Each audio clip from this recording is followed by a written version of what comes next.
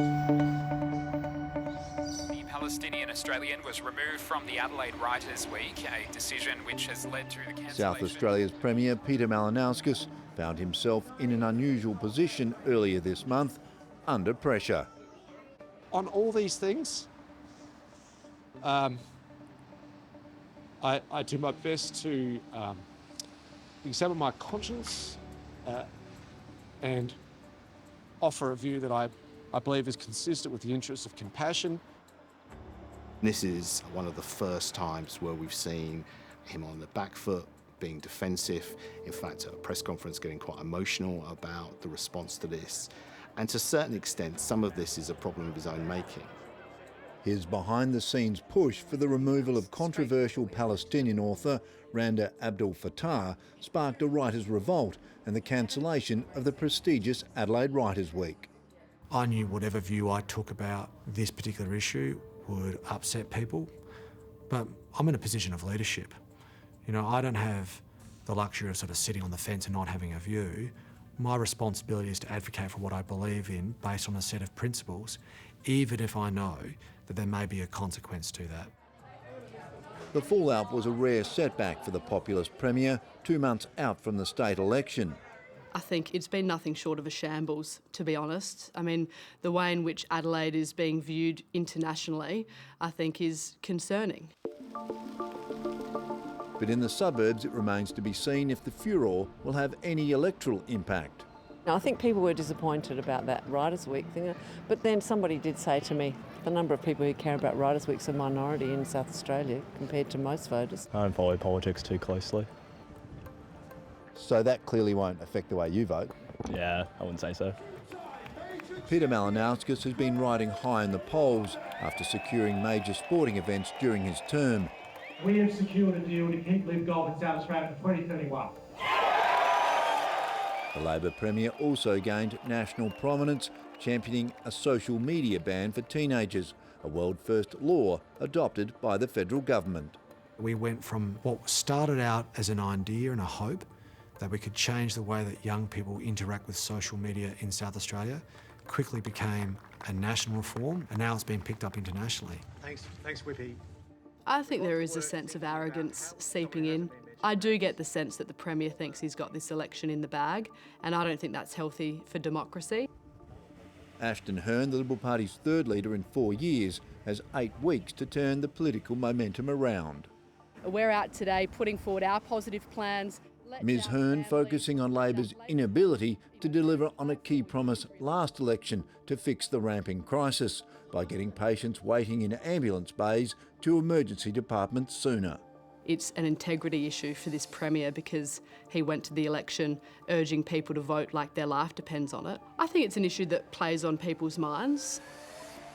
We made commitments around ramping and we haven't been able to meet our expectations. I've been transparent about that, but I'm also very proud of some of the really productive and useful changes that have had a material improvement to patient outcomes that we've made in public health. Although police statistics show the crime rate remains static, the issue has become a key battleground. They want to make crime an issue.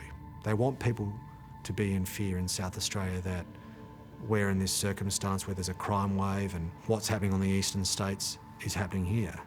But we're seeing those numbers come down. Fancy the government just throwing stats at you and saying, no, this isn't an issue. There doesn't seem to be too many consequences when people are breaking the law. So we've got a policy which is if you break bail, then you'll face jail. Ms Hearn, a first-term MP and former political advisor, has been in the job for 6 weeks, with polls predicting a devastating defeat. The most recent polling really shows the Labor Party absolutely triumphant in terms of a sort of 60-40 two-party preferred. They could be facing a really strong electoral wipeout. The South Australian Liberal Party has been dogged by disunity and factional infighting for generations. It struggled to win and hold government.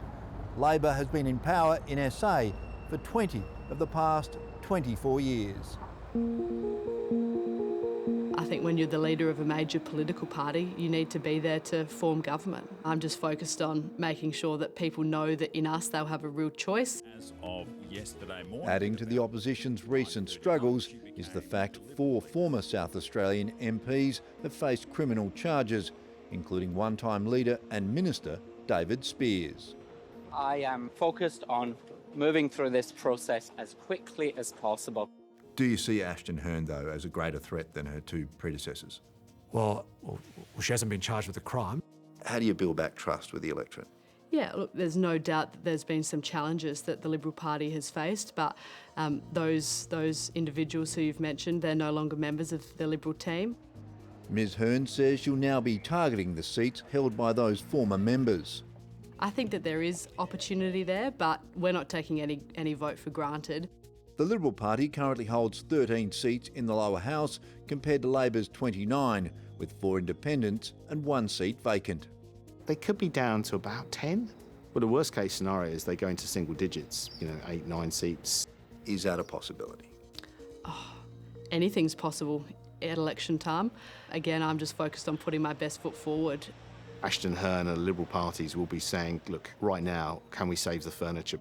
So do you think you can save the furniture? I wouldn't couch it in those terms, but I've been really upfront about the mountain that we've got to climb. Labor is building its campaign around Peter Malinauskas' first term as Premier, but despite polls predicting a crushing win, he's carefully avoiding sounding like it's a foregone conclusion. Do you see this government potentially setting itself up at this next election to be in power for the next 8 years? No. And the reason why I say that is because people who get ahead of themselves get found out.